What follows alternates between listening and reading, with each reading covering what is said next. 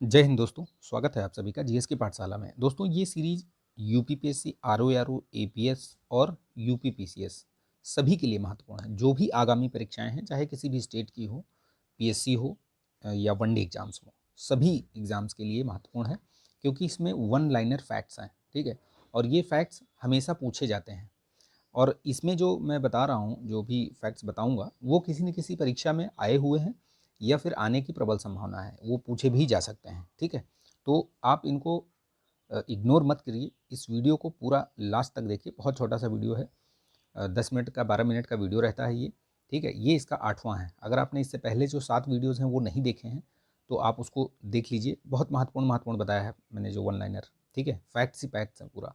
और उससे क्या है ना, आपका रिवीजन हो जाएगा, बहुत मतलब द्रुत गति से आपका रिवीजन हो जाएगा। ठीक है, तो इसको लाइक कीजिएगा, शेयर कर दीजिएगा और दोस्तों में शेयर करके आप इसको, अगर चैनल पर नए हैं तो सब्सक्राइब भी कर लीजिएगा। इसकी पीडीएफ मैं टेलीग्राम चैनल पर शेयर कर देता हूँ, वहाँ से आप ले सकते हैं इसको। ठीक है, ज्वाइन कर लीजिएगा, उसकी भी लिंक दी हुई है डिस्क्रिप्शन बॉक्स में। तो चलिए शुरू करते हैं फटाफट इस वीडियो को।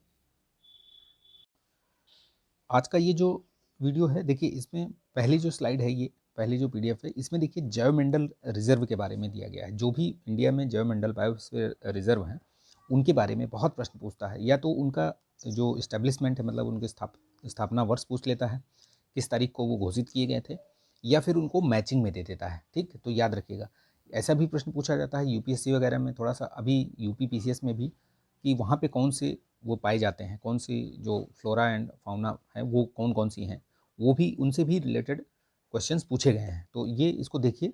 ठीक है, इसको लास्ट तक देखिएगा, बहुत बड़ा वीडियो नहीं होगा, फटाफट बता दूंगा मैं। देखिए नीलगिरी ये आपका 1986 में पहला था ये बायोस्फीयर रिजर्व। ठीक है, ये आपका कई 3-4 स्टेट में फैला हुआ है, ये तमिलनाडु में, केरल में, कर्नाटक में। ठीक, तो ये याद रखिएगा। और इसमें क्या क्या दिया हुआ ये पढ़ लीजिएगा पीडीएफ में। जो मुख्य मुख्य चीज़ें हैं वो मैं बता दे रहा हूँ, बाकी सब आप पीडीएफ से पढ़ लीजिएगा। ठीक है, नंदा देवी देखिए ये 1988 में, नॉकरेक ये आपका 88 में। देखिए जो कुछ महत्वपूर्ण है वो इसमें यहाँ पे दिया हुआ, जैसे ये गारो पहाड़ियों का ये भाग है मेघालय में। ठीक है, मानस आपका असम में पड़ता है 89 में, सुंदरबन ये 89 में पश्चिम बंगाल का हिस्सा है।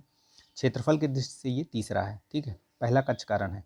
मन्नार की खाड़ी ये देखिए आपका ये दूसरा है क्षेत्रफल की दृष्टि से 89 में। ठीक है, भारत और श्रीलंका के मध्य स्थित है ये मन्नार की खाड़ी। ठीक, ग्रेट निकोबार ये 89 में। सिंपलीपाल ये आपका उड़ीसा में है, 94 में बना था। डिब्रू सैखुआ आपका ये तिनसुकिया, ये जो 1997 में। ठीक है, क्षेत्रफल की दृष्टि से सबसे छोटा अगर ये पूछा जाए तो याद रखिएगा डिब्रू सैखुआ।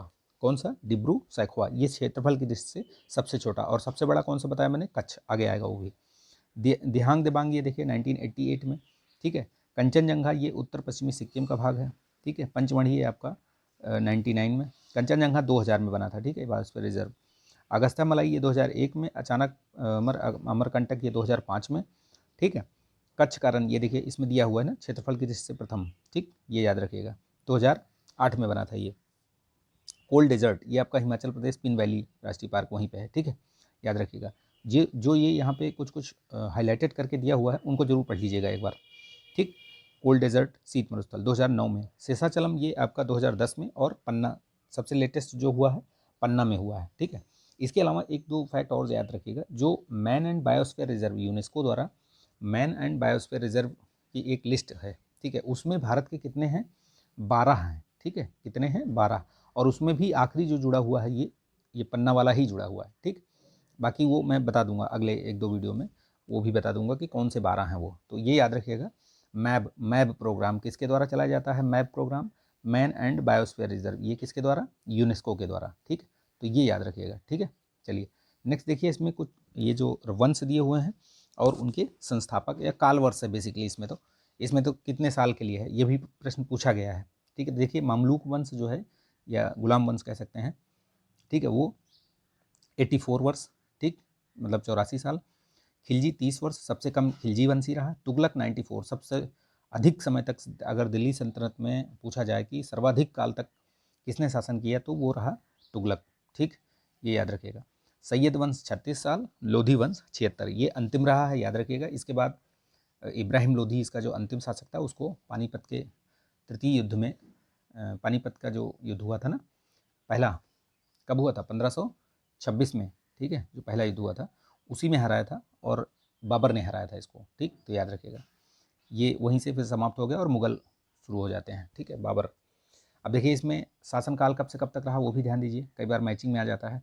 तो मामलूक या गुलाम वंश ये 1206 से 90, कुतुबुद्दीन ऐबक, हाँ ये इसमें क्या है ना, इसमें जो दिया हुआ है ये जो शासक और वंश, इसमें क्या है क्रम में कई बार लगाने को आ जाता है। तो कुतुबुद्दीन ऐबक रहा इसका संस्थापक, फिर आराम शाह आता है उसके बाद, इल्तुतमिश, फिर रुकनुद्दीन फिरोज शाह। इनका क्रम याद रखिएगा, ठीक है, क्रम पूछता है, बहुत पूछता है क्रम। फिर रुकनुद्दीन फिरोज के बाद रजिया, रजिया के बाद बहराम शाह, फिर अलाउद्दीन मसूद शाह, नसीरुद्दीन महमूद, ये नसीरुद्दीन महमूद, ठीक है। अब यहाँ से उसके बाद फिर ये बलवन, कैकुआद और कैमोर्स। तो ये कैमोर्स अंतिम ये थे, इनको ही मार करके फिर जो खिलजी वंश है, खिलजी वंश की संस्थापना हो जाती है, ठीक। तो याद रखिएगा, चलिए ये इनका क्रम याद रखिएगा, क्योंकि क्रम से ही प्रश्न बहुत पूछता है। अगर आप क्रम याद रखेंगे तो याद रहेगा इसमें, ठीक है। इसमें बहुत सारी चीज़ें हैं जो आपको ध्यान देनी चाहिए। जैसे मैंने ये चीज़ तो बता ही दिया, जो जो हाईलाइटेड है वो तो मैंने बता ही दिया है। और भी चीज़ें याद रखिएगा कहाँ कहाँ है, जैसे ये मयूरभंज ज़िले में है, ठीक है। सिंपलीपाल बहुत पूछता है इसमें, ठीक।